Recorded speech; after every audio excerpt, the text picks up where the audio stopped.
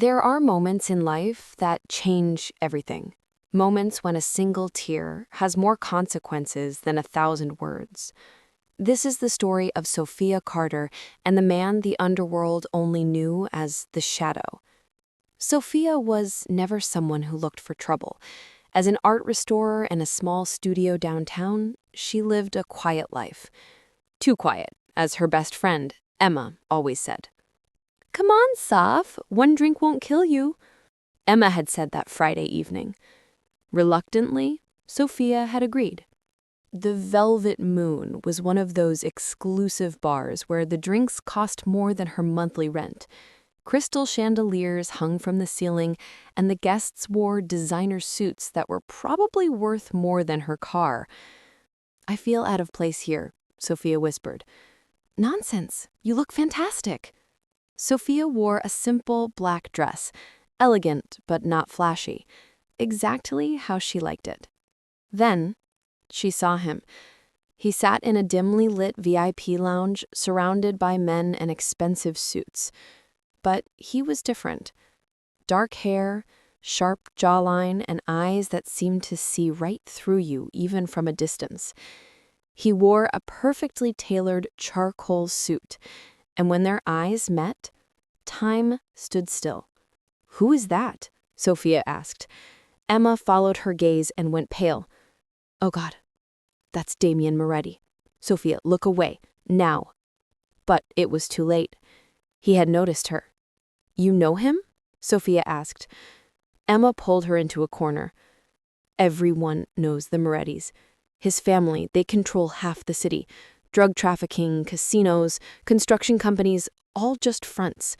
Damien is the most dangerous of them all. They say he has no heart." "Those are just rumors." "Rumors built on corpses, Sophia." A deep voice interrupted them. "The lady seems interested in me." Sophia spun around.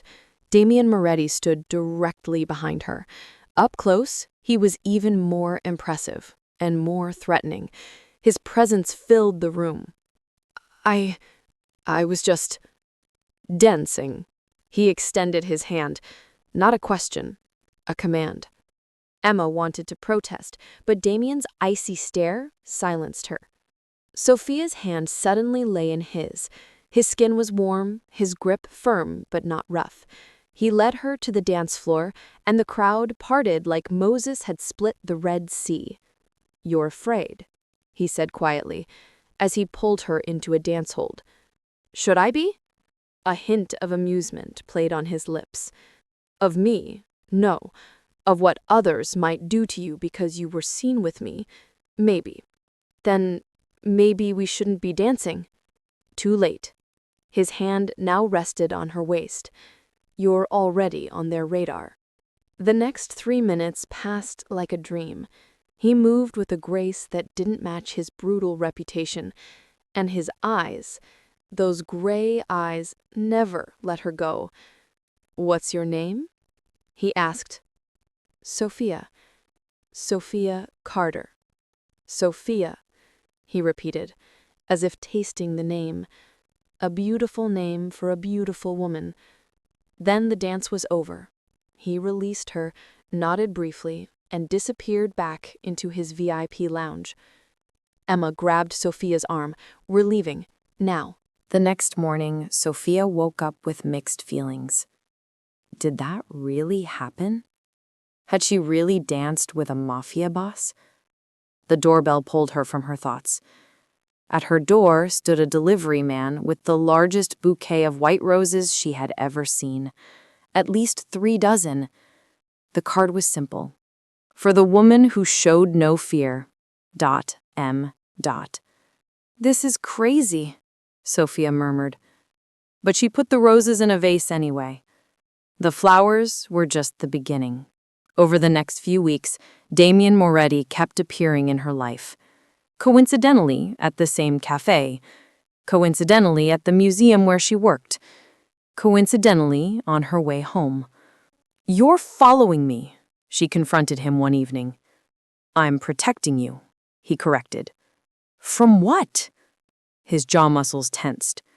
From people who want to hurt you to get to me. We barely know each other. That doesn't change the fact that you matter to me. It was absurd, crazy, dangerous.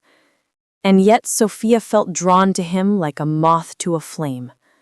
3 months later, Sophia was deeply entangled in Damien's world. She now knew what he really did. The business, the violence, the blood. But she also saw the man behind it.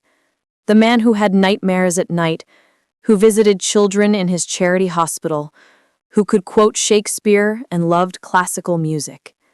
"You're not the monster everyone thinks you are," she had told him one night. "Maybe I am exactly that monster. But for you, I try to be human." It was a Thursday evening when everything fell apart. Sophia was working late in the studio on a restoration when 3 men entered. They wore masks and carried weapons. "Where is he?" the tallest one roared. Who? Don't play dumb. Moretti. Where is Damien Moretti?" I don't know what you're—" The blow came out of nowhere. Her cheek exploded in pain, and she fell to the ground. Blood dripped from her split lip. "Next time I aim for your head," the man said. "Tell Moretti the Volkov family is back, and we want what belongs to us." Then they were gone. Sophia remained on the floor, trembling. Tears mixed with the blood on her face. Damien found her 20 minutes later.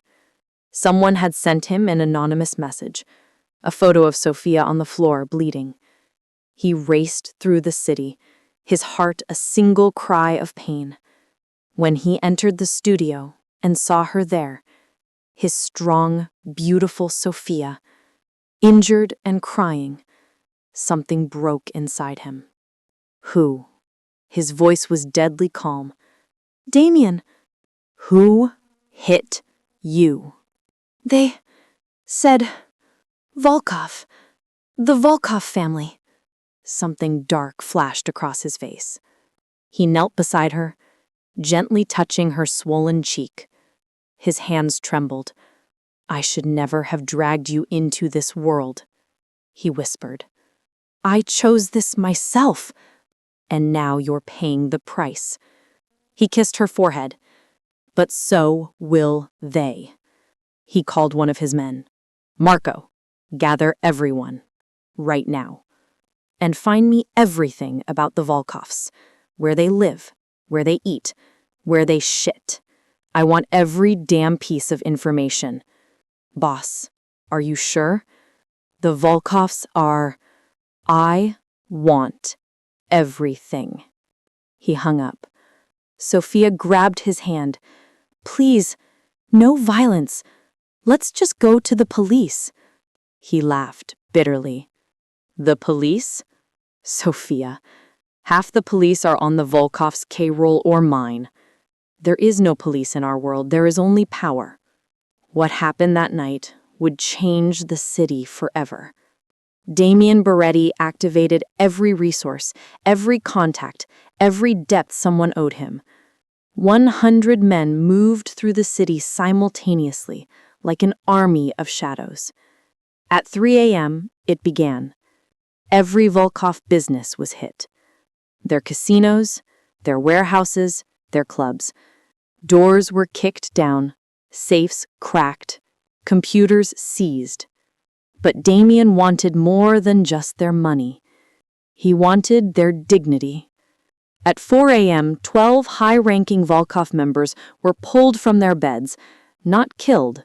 That would have been too easy. They were forced to their knees in an abandoned warehouse before Damien Moretti. Igor Volkov, the patriarch, was the last to be brought in. "Moretti," he spat out, "you dare—" "Your men touched the wrong woman," Damien interrupted. His voice was ice. "They hit Sophia Carter. My Sophia. She's just a—" The gunshot echoed through the hall. Not fatal, Damien had aimed at Igor's knee. "Choose your next word wisely," Damien said. Igor screamed in pain. Here are the rules. You leave the city, all of you, within 48 hours. You take nothing with you except your clothes. Everything else now belongs to me. That's another shot. The other knee. I'm not finished. If you ever come back, if anyone from your organization ever sets foot in my city again, if the name Sophia Carter ever crosses your lips, Damien stepped closer. Then I won't take your knees. Then I'll take your families. Your children, your grandchildren, generation after generation. Have I made myself clear? Igor nodded, tears of rage and pain in his eyes. Good. Damien turned to his men. Take them to the airport. By dawn, it was done. The Volkov family no longer existed in the city. Their empire was shattered, their power broken. But the victory felt hollow. Damien returned to Sophia, who had waited in his penthouse apartment under the guard of his best men. She sat by the window, watching the sunrise. It's over, he said. What did you do? She turned around. Her face was still swollen, but her eyes were clear. What was necessary? Damien. He sat down beside her. Suddenly, he looked tired. Old. I know what you're thinking. That I'm a monster. That violence is never the answer. And you're right. But in my world, it's the only language that's understood. Sophia took his hand. I don't think you're a monster. I think you're a man who fights for the people he loves. But I'm also afraid. Afraid that this world will swallow you one day. And me with you. Then let's leave. What? Let's disappear. Leave the city. Start a new life. Somewhere where nobody knows us. Where nobody knows who I am or what I've done. Tears rose in Sophia's eyes. Can you do that? Just leave everything behind? For you? He brushed a strand from her face. I leave the whole world behind. 6 months later, a small coastal village in Italy. White houses with blue shutters. The sea glittered in the sun. Fishing boats rocked in the harbor. Sophia stood on the balcony of their small villa, breathing in the salty air. Behind her, Damien wrapped his arms around her waist. Do you regret it? She asked. Not for a second. It hadn't been easy. Damien had handed over his entire empire to his cousin, on the condition that no one would ever search for them. They were dead to the underworld, no longer existing. Here, they were just Sophia and Damien, a couple living a quiet life. He had opened a small construction company. Real, legal business. She had a studio for art restoration. No bodyguards, no violence, no fear. Do you ever think about before? Sophia asked. Every day, he admitted. But I don't miss it. That power, that respect born from fear, it was all empty. This, he kissed her neck. This is real. I love you, she whispered. I love you more than I thought possible. The sun was setting, painting the sky in red and gold. Somewhere in the city they once called home, business continued. The underworld kept turning. But Damien and Sophia were no longer part of it. They had found their own world. A world that began with a single question. Who made you cry? And ended with an answer that brought an entire city to its knees. But in the end, love had won. Sometimes the most powerful people aren't those with the most guns or the most money. Sometimes the greatest power is the ability to give up everything for the only thing that truly matters. This was the story of Sophia and Damien, a story of violence and tenderness, of power and powerlessness, of a mafia boss who learned that true strength doesn't lie in destroying, but in being able to let go.